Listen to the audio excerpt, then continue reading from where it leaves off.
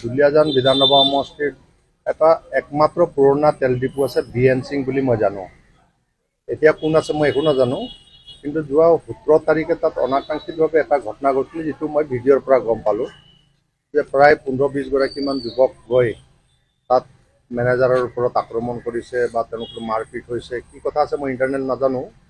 আৰু এই ভিডিঅ'টো পোৱাৰ লগে লগে মই জিলা প্ৰশাসনক জনালোঁ যে এনেকুৱা এটা ঘটনা ঘটি আছে পেট্ৰল পাম্পত, এইটো এক্সামিন কৰিব লাগে। মই ডিচিক জনাইছিলোঁ আৰু এছপিক জনাইছিলোঁ, আৰু বিষয়টো ইতিমধ্যে গম পাইছোঁ যে পুলিচে নিজাববীয়াকৈ ব্যৱস্থা লৈছে।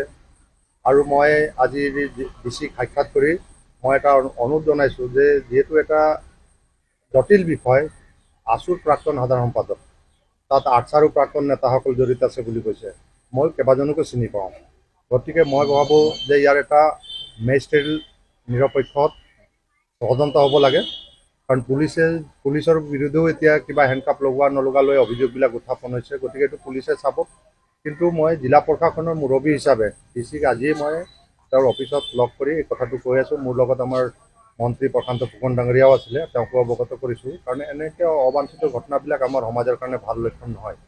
যদি কিবা আইনগত বিষয় আছে, কিবা তেনেকুৱা বিষয় আছে, মই কৈছোঁ ডিচি এটা টেক আপ কৰিব লাগে। আৰু যিসকলৰ যদি কিবা কমপ্লেইন আছে বা তেনেকুৱা ধৰণৰ বিষয় আছে বা এই ডিপুৰ এগেইনষ্টত কমপ্লেইন আছে, তেওঁলোকে ডিচিক এটা আবেদন কৰিব লাগে। ডিচি এই কথাখিনি আইনগতভাৱে চব চাব। মই ভাবোঁ এইটো অনাকাংক্ষিত এটা ঘটনা ঘটিছে, মই কেতিয়াও কাম্য নকৰোঁ। আৰু আছুৰ কোনো নেতা বা কোনো দল সংগঠনৰ নেতাক আমি এই ধৰণে গ্ৰেপ্তাৰ হোৱাটো মই কেতিয়াও কাম্য নকৰোঁ। কিন্তু মই ভাবোঁ যে কেতিয়াবা কথাবিলাক যি ধৰণে ওলাইছে, তাত এগৰাকী ছোৱালী খুব চিঞৰি আছে যে মাৰপিটাৰ এজনক তেজ দেখাই আছে, তো পৰস্পৰ মাৰপিট। কিন্তু মোৰ ক'তো অপ্ৰতিত্বশীলভাৱে এটা ব্যৱসায়িক প্ৰতিষ্ঠানৰ ভিতৰত প্ৰৱেশ কিয় কৰিলে? ময়ো বিধায়ক হয়, ময়ো কেতিয়াবা তেল ভৰাওঁ, কিন্তু মই বেছিভাগ বেলেগ ডিপুত ভৰাওঁ। কিন্তু কথাটো হ'ল যে অপ্ৰতিত্বশীলভাৱে তাত সোমোৱাৰ পিছত যিটো ঘটনা ঘটি গ'ল, এই ঘটনাটো স্বাভাৱিকতে এটা তদন্তৰ প্ৰয়োজন আছে। আৰু তদন্ত হ'লে ৰাইজকো আমি আশ্বস্ত কৰিব পাৰিম। আৰু সেইকাৰণে মই ডিব্ৰুগড় ডিচিক কৈছোঁ যে বহুত কম সময়ত এই তদন্তৰ এটা ৰিপৰ্ট আহিব লাগে। মই ভাবোঁ ইয়াত যোনে দোষী হয়, যোনে দোষী তাৰ ওপৰত ব্যৱস্থা হ'ব লাগে। বহুতে এইটো কথা কৈছে যে কিবা ৰাজনৈতিক ষড়যন্ত্ৰ থাকিব পাৰে। গোটেই ঘটনাটোত ৰাজনৈতিক ষড়যন্ত্ৰ থকাৰ বহু লোকে ক'ব কৈছে তেনেকুৱা এষাৰ কথা। ছাৰ, সেইটোত কি কয় ছাৰ? ময়ো প্ৰচাৰ মাধ্যম আৰু সামাজিক মাধ্যমত গম পাইছোঁ যে ৰাজনীতি, কাৰণ শংকৰজ্যোতি বৰুৱা এতিয়ালৈকে কোনো ৰাজনীতিৰ দলত যোগদান কৰা নাই। আৰু তাত ভিডিঅ'টোৱে কৈছে যে কোনো কংগ্ৰেছ AGP BJPৰ কথা অহা নাই। গতিকে AGP BJP কংগ্ৰেছ জাতীয় পৰিষদ এনেকৈ আহিলে ৰাজনীতিৰ কথাটো আহিব। গতিকে এটা নিউট্ৰেল অৰ্গেনাইজেশ্যন এক্স লিডাৰ এজন তেওঁ জইন কৰাৰ পিছত দেখা যাব। কিন্তু এতিয়া কোনো ৰাজনৈতিক তেনেকুৱা কথা নাই। কাৰণ আমি ৰাজনীতি কি কৰিছোঁ? কাৰোবাক মানে এনেকৈ দমন কৰিবলৈ ৰাজনীতি কৰা নাই।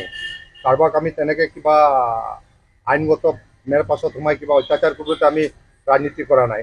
আৰু চৰকাৰ সদায় চলিব নীতিমতে, নিয়মমতে চলিব। আৰু মই ভাবোঁ সেইটোৱে হ'ব। গতিকে কোনো ৰাজনীতিৰ কথা আহিব নোৱাৰে। কাৰণ ময়ো বিগত দিনত তেনেকৈ বহুত হৈছোঁ, কিন্তু ৰাজনীতিৰ চক্ৰান্ত কেতিয়াও হ'ব নোৱাৰে। আজিৰ প্ৰতিবাদ হৈ আছে বন্ধ কৰিলে নাই, প্ৰতিবাদ কৰাটো এটা ডেমক্ৰেটিক ব্যৱস্থা। ডিপুটো বন্ধ কৰিছে ছাৰ? নাই, ডিপুটোতো বন্ধ কৰিব নোৱাৰে। বন্ধ কৰিছে যোনেই হওক, বন্ধ কৰিলে প্ৰশাসনে কৰিব, আইনগত কিবা ডিফল্ট থাকিলে। কোনোবাই যদি ভাবে যে মোৰ হাতত আইন আছে, এইটো এইখন চৰকাৰে নামানে।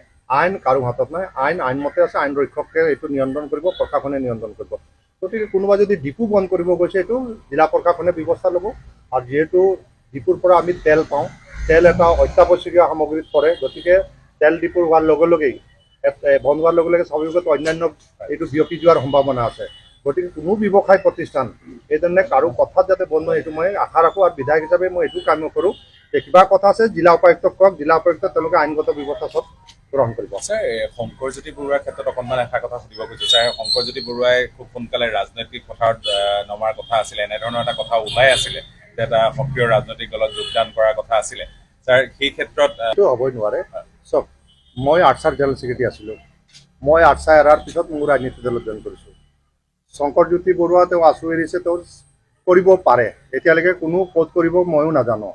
লুৰিণজ্যোতি ডাঙৰীয়াও কৰিছে, অমীয় ভূঞা আজি MLA, পৰবীন ভূঞাকে ধৰি আৰ্চাৰ আমাৰ কামাখ্যা তাছা, আমাৰ ৰামেশ্বৰ তেলী, চব এতিয়া আমি সংগঠনৰ পৰা আহিছোঁ। গতিকে সংগঠনৰ পৰা আহি এটা ৰাজনীতি দলত জইন কৰাটোতো কোনো বাধা হ'ব নোৱাৰে। তেওঁৰ ইচ্ছাৰ ওপৰত, আইডিঅলজিৰ ওপৰত ডিপেণ্ড কৰিব যে কোনটো ৰাজনীতি দলত যাব। তাতেই ছাৰ কিবা নাই, কেতিয়াও হ'ব নোৱাৰে। চব এনেকৈ কোনে বাধা দিব পাৰে? প্ৰতিটো দলত তেনেকুৱা টিকেট বিচৰা থাকিব পাৰে। গতিকে এইটো বিষয়ে ৰাজনীতিত অহাই নাই। গতিকে ৰাজনীতি কোনো ইয়াত ইনভলভমেণ্টে নাই। ৰাজনীতি ইনভলভমেণ্ট নাই। ভিডিঅ'টোৱে কৈছে যে তাত কোনো দলীয় ৰাজনীতিৰ মানুহ নাই, গতিকে ৰাজনীতি হ'ব নোৱাৰে।